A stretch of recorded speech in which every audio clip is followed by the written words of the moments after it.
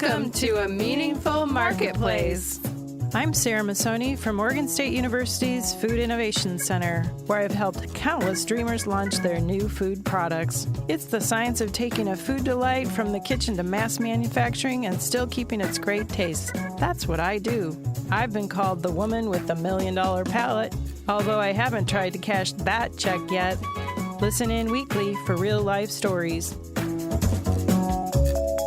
I'm Sarah Marshall, owner of Marshall's Haute Sauce and author of Preservation Pantry, modern canning from root to top and stem to core. I love inspiring business owners to get started on their journey, encourage folks to be part of their local community, and I'm excited to help business owners tell their stories. Hello and welcome to the Meaningful Marketplace. We are here weekly to discuss the journeys of food entrepreneurs. We're glad you've joined us today to bring you stories of hope and inspiration. This is Sarah Marshall, owner of Marshall's Haute Sauce. Sarah Masoni is just getting back from a cruise, which we'll hear about when she comes back. So, just me today.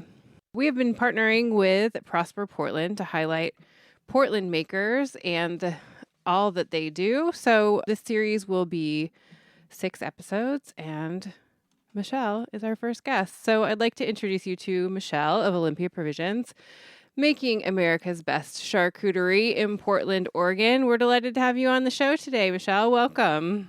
Well, thank you so much for having me. I'm stoked to have you because not only do I love your product, but I love you. And so I'm glad you're here to chat with us and tell us about all you do.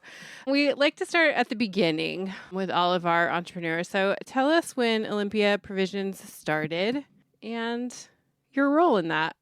Yeah, for sure. I mean, technically it started in 1975 when I was born, but it's just because it's a family business.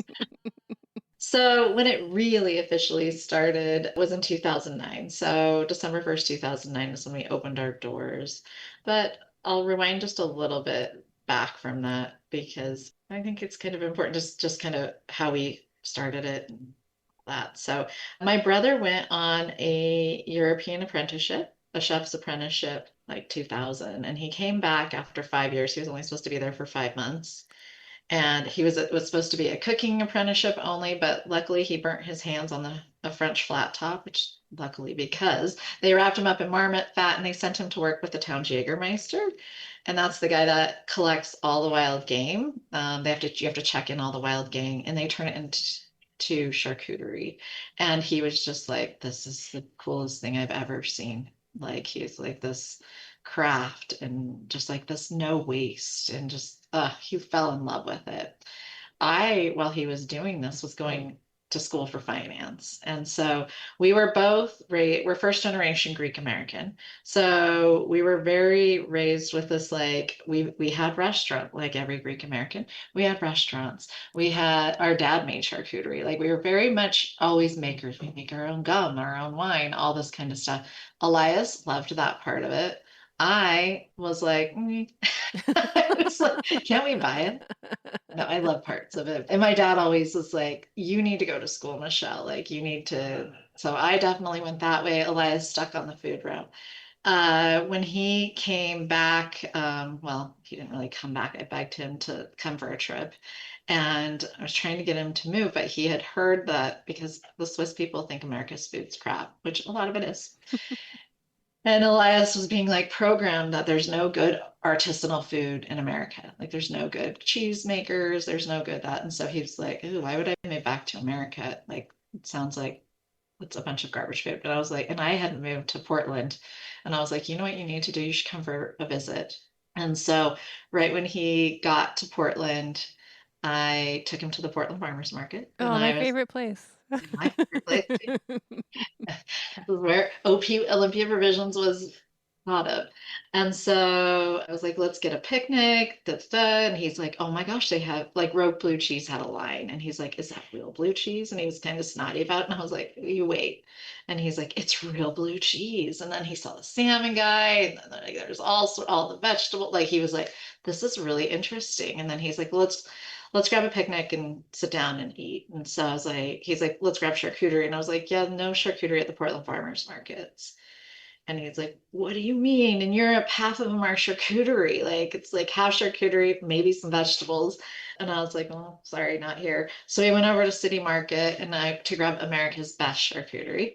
And we grabbed all the stuff and we sat down to have our picnic and we were eating it. And he's like, what is happening? What is this? This isn't, it's tangy. This isn't real mold. What is this on the outside of these salamis? What is with all these textures? He's like, this is really kind of gross. Like, what is happening? He's like, we should do this. I know how to make like real charcuterie. And I was like, you need to get a job because I was like, hello. At this point, I'm like the director of finance for Pacific Power. I was like, no, no, no, no, no, move, but get a job here. And so he's like, but I really think we should open a charcuterie company because there's just none like that. So he got a job. He did get a job at Castagna and he started developing their charcuterie program, all this while being like, Michelle, let's do it. Let's do it. And I was like, Eli, no, no. And then finally I was like, oh my gosh, I'll give you a loan. How about I give you a loan to start? And then he's like, well, you're only giving me a loan because you don't believe in me. If you believed in me, he's very Greek. If you believe in me, you'd be my investor. And I was like, oh my gosh, fine, I'll be your investor. But it really, when we opened, it really was just going to be, we were in the Olympic Mills building and we were Olympic Provisions. We were going to provide the provisions for that building. So we were just going to do PSU Farmers Market. We opened a cute little restaurant attached to it. And John Gorham at the time said he wanted some charcuterie for he wanted some chorizo for his restaurant. And Elias was like, oh, I'd love to make it. So then we had to become USDA. So we were Oregon's first USDA charcuterie location. Eventually, I was like, well, don't worry, Elias, I'm never going to quit my day job. Look at me now. I was like, I'll never quit my day job. Like I was one of the odd ducks that loved corporate finance. And but after that first year, I entered his products into the Good Food Awards. And from pickles to all charcuterie categories. And he swept every category, including pickles, which is funny. And he's a good pickler. So people thought we were like this giant charcuterie company because we beat like the Criminellis, like we beat everybody. And so people started calling, being like, how do I, Whole Foods, Dean and DeLuca at the time, all those places, how do we get your products? How do we get your products? And I'm like, we have 500 square feet. Like there's no, can't even keep up with our farmers markets. So that's when I started to look for a new location. And so I found a 5,000 square foot. We opened another restaurant over there. And I wasn't going to leave my job at this time. This is like 2011. I was like, I'm not going to leave because, this isn't what I'm going to do. But then Elias is like calling me being like, hey, someone's calling for a wholesale application, and all this, I was like, oh my gosh. So I'm trying to do, at this point, I'm CFO for another company. I'm trying to do both. And then I was like, what am I doing? I just got to go make this work with my brother. But it's been kind of amazing because it's like, I get to do the business side of it. He gets to do like his dreamy charcuterie world. And I do love hospitality and restaurant. It is our background that we grew up in. So it's like, I get the best of it and I get to work with my brother every day and I love it. Yeah. So we eventually moved, we have 57,000 square feet now. We are sold everywhere. It's kind of insane. That's so wild. I think that when I think of your story, I just thought that you jumped on board right away and were like convincing him to start the business. That's the version of the story that I've heard, is that you wanted him to open this business with the knowledge he came back with. No, I was reluctant. I watched my parents struggle so much because they had restaurants. My dad was also an inventor. I watched them struggle so much in, just like closing restaurants, opening, all that. And I was like, oh, I don't want to do that. I don't want to do that. It's nice that I had that clarity because I did get to go like learn all my business skills and then I get to bring it here. And so it was like, it worked out perfectly. Oregon State University's College of Agricultural Sciences and the Food Innovation Center are proud sponsors of Meaningful Marketplace. With a mission to serve all Oregonians, we are committed to giving voice to those whose food and agricultural stories are not always heard. by providing access and opportunity for a more diverse and just food system, because food brings people together. Do you think that when you make the decision to open a restaurant within the manufacturing space or connected to it, is that because of your financial background, or is that because of your family's restaurant background? Or maybe both? Restaurant. No, Yeah. I don't think I never financially. I have moments where I'm like, what? Why do you do this? I do love hospitality. I love the creation of restaurants, but they're just so hard and getting so much harder that it's like it never from a financial reason would I open a restaurant. And when I've had moments where I was like, I should close them, and I have closed a couple, quite a few. And I've always waited years, but mostly because like if the finance person would maybe like cut your losses, move on. But I love hospitality. I love the people in the restaurant industry. I love creating experiences for people, and they're just so hard. They are hard, but I will say that you guys create some of my favorite restaurants in town. So even the ones that I have mourned loss over them closing because they've been my favorite places to be, I understand why they, you have to do what you have to do, but then I'm also very sad. It's like I loved Little Bitter Bar. That was one of my favorite places to hang out. Same. That one hurt.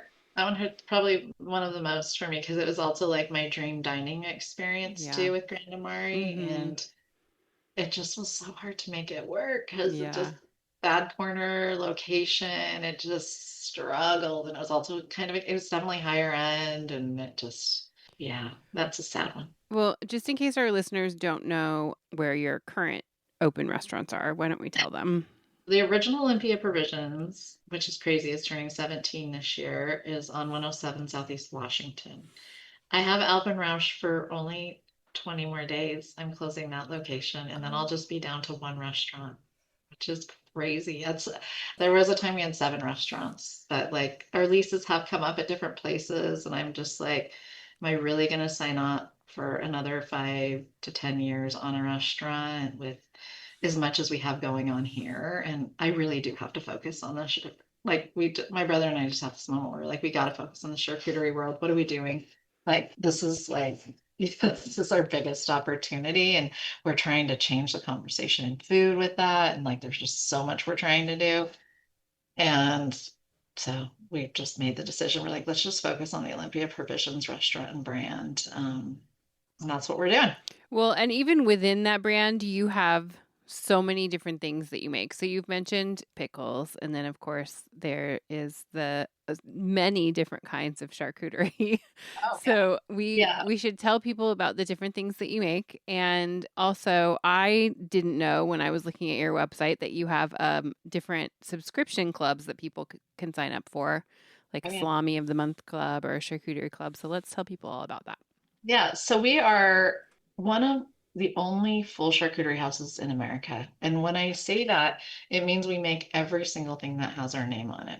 So a lot of people will make their salami, but they'll outsource their cooked products, or they'll make their sausage and outsource something.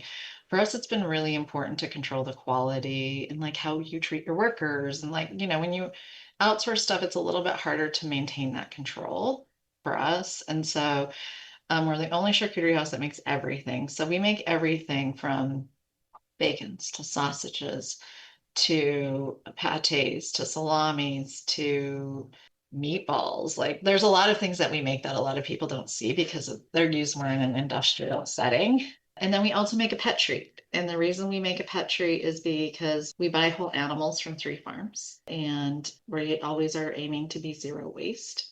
And in order to do that, we had to develop a pet treat so that it's like the skin, the bones, and the offal, and it makes a pet treat for us. So yes, I sell even raw meats. So our raw meats, like full pasture-raised, regenerative, small farms from Oregon through Deck Family Farms and Malheur Farms. And then there's a farm called California Heritage, which is right on the Oregon-California border. And these are just farmers that we really believe in. We get about 25% of our pork through them.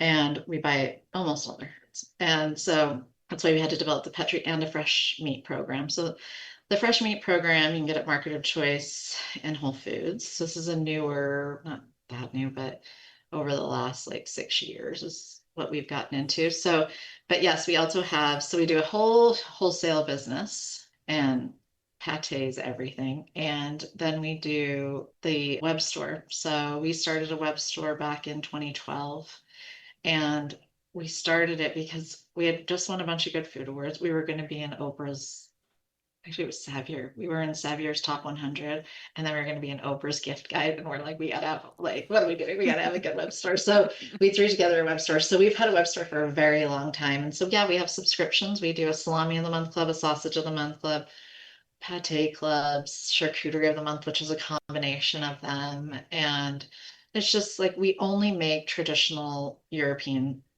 products. So like that was one of the things that was really important to Elias when we started Olympia Provisions. He was just like, it's really interesting to me that Americans, and when we were looking for charcuterie at that time, you could find like a finocchiona, a sopressata, and maybe a dry cured Spanish chorizo. And Elias is like, that's crazy. In Europe, every town has their own charcuterie. And he's like, why aren't let's like tell the story of like lost recipes. And so like it's really important to us for us. Like you'll never ever see us have a recipe that we haven't found in like history, because these were just like all these like dying traditions of ways to make it, and recipes are going away. And so when you subscribe to like our Salami of the Month Club or something, you get like a French, an Italian, Spanish, and Greek. So it's all rotations of different varieties of salami. Because it's also like part of it is like it's I find it really exciting when I get to try different countries like saucy Sunday Alsace. Like, oh, whoa, I can try an Alsatian salami. That's so cool. Not very, you don't really get to try that unless you go to Alsace, but now you can. And I think one of our greatest compliments is like when like an Alsatian person or someone from that region is like, oh, it's like being home. And so we really go for traditional. So natural molded, like, Elias is like leaning the leg to 100% lean and just adding fat back, like so traditional. And we're grinding the spices the day we use them still, like, and it's all natural molded. Like that's one of the things that when Elias and I were trying that charcuterie at the Portland Farmers Market, we were just like, it was rice flour on the outside, like because most American producers dip it in like kind of a bleach solution, and then they dip it in rice flour to give the appearance of mold, which is crazy. And then you can't eat their casings, which is like, it's weird that you're pilling your casings. Like that's part of the experience in a European style salami. And so all ours are like natural hog casings, like everything is very, but yeah, so we try to like through our charcuterie and those clubs, we just basically try to educate people. We give them pairings, we do all sorts of stuff and tell them stories about where it came from. It's a unique club. I love it, but of course I do. You created it. I created it. Well, I have my top 3 favorite items of yours, and I was wondering if you have a favorite. Okay, I'll tell you mine. Okay. Yeah. Saucy Sunday Arl is my favorite salami. It's just pork and sea salt. And the reason I love it, it's the hardest salami we make because if anything goes wrong in the process, you can taste it. And it's also the coolest salami because like different times of the year, it tastes different based off what the pig is eating. So like sometimes, they're eating, yes, corn, sometimes in the winter, but then in the summer, they'll be like finishing on different things and you can actually taste it in the product, which I think is so cool. I also just love how it's just so porky. And then land wrap schinken. A lot of people haven't tried that product of ours. Of course, Elias made me call it land wrap schinken because it's a traditional name, but it's like 26 letters.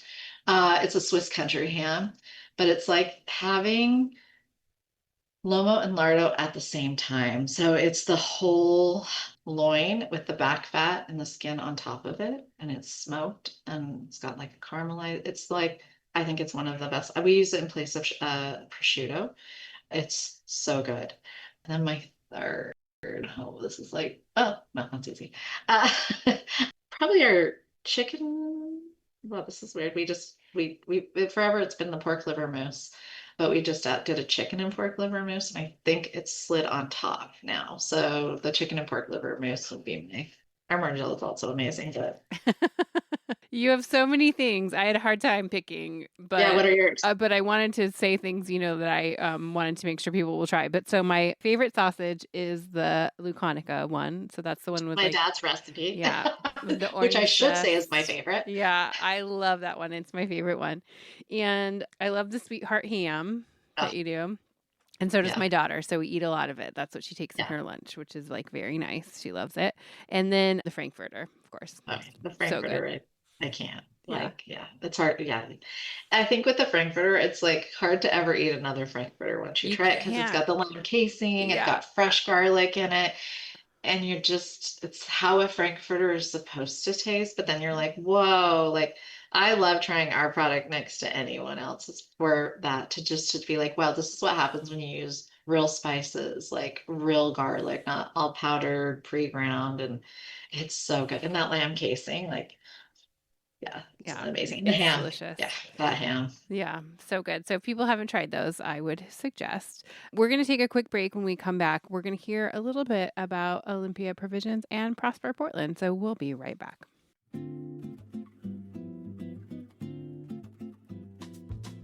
Prosper Portland is the economic and urban development agency for the city of Portland.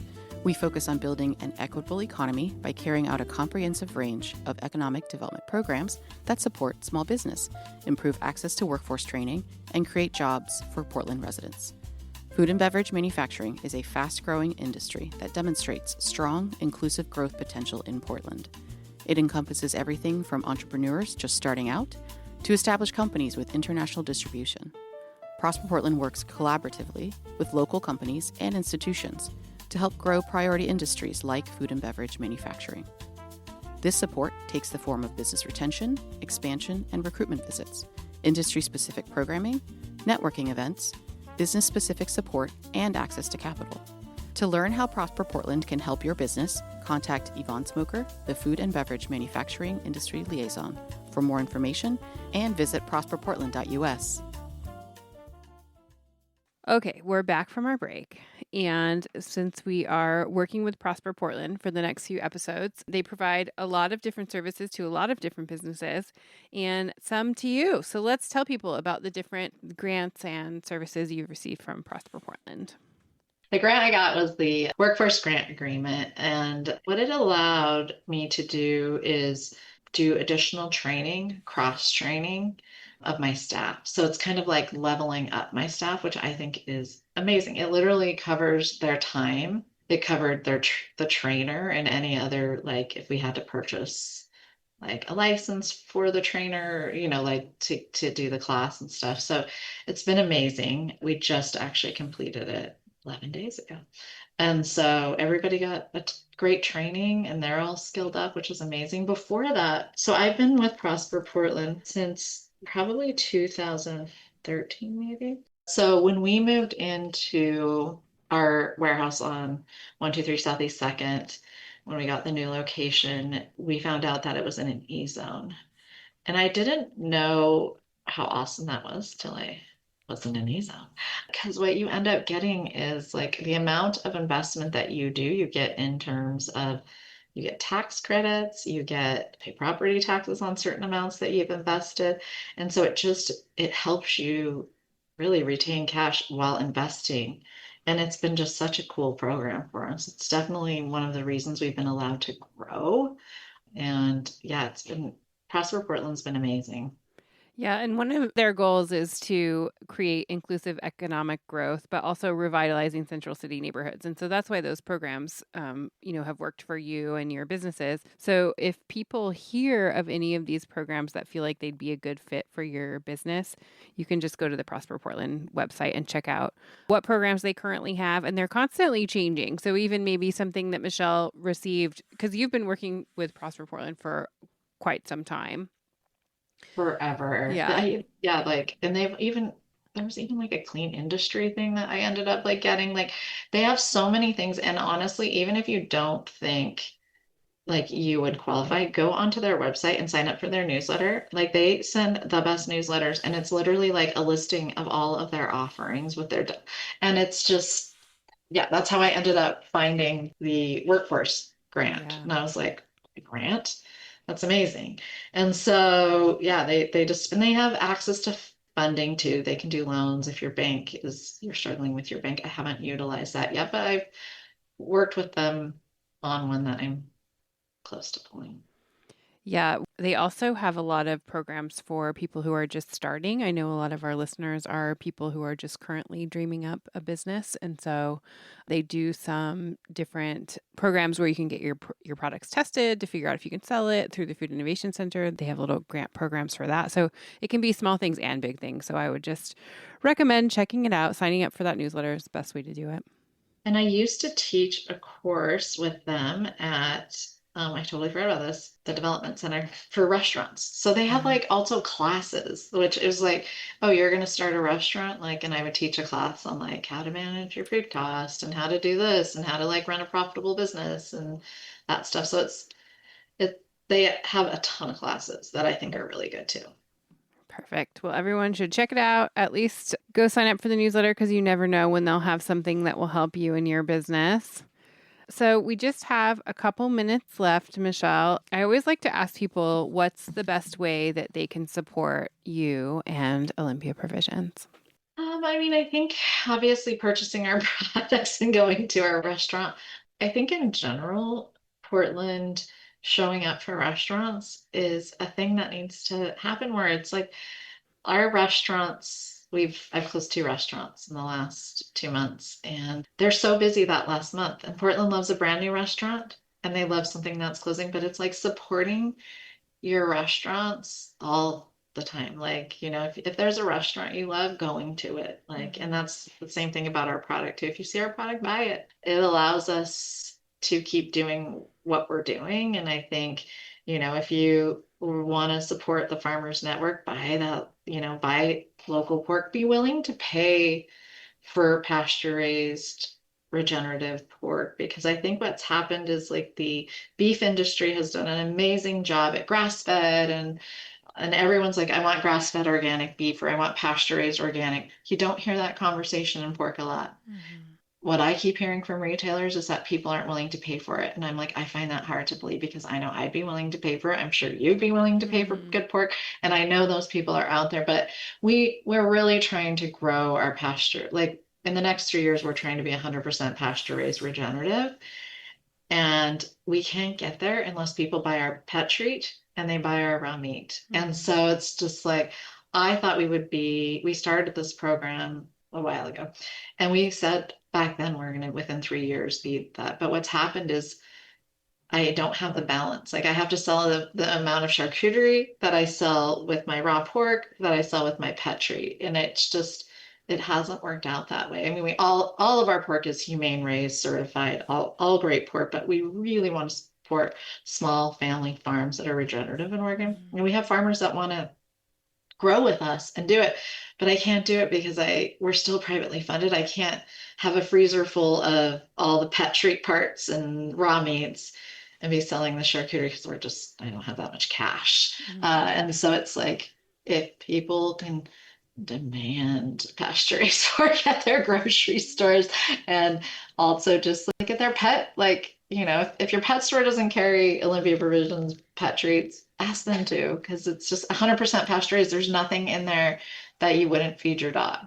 So, and if sometimes people just don't know about the pork industry or what's going on, but you guys have a really great informative kind of chart across your website that describes what you're trying to do, what's going on in the pork industry, what you want to bring to all of us. So people can go check it out just so you have the information, so you understand what Michelle is talking about and what they're trying to do with Olympia Provisions, and how you can, and ways that you can support that is by buying their fresh pork and their pet treats. So go check it out so you have more info and can make informed decisions.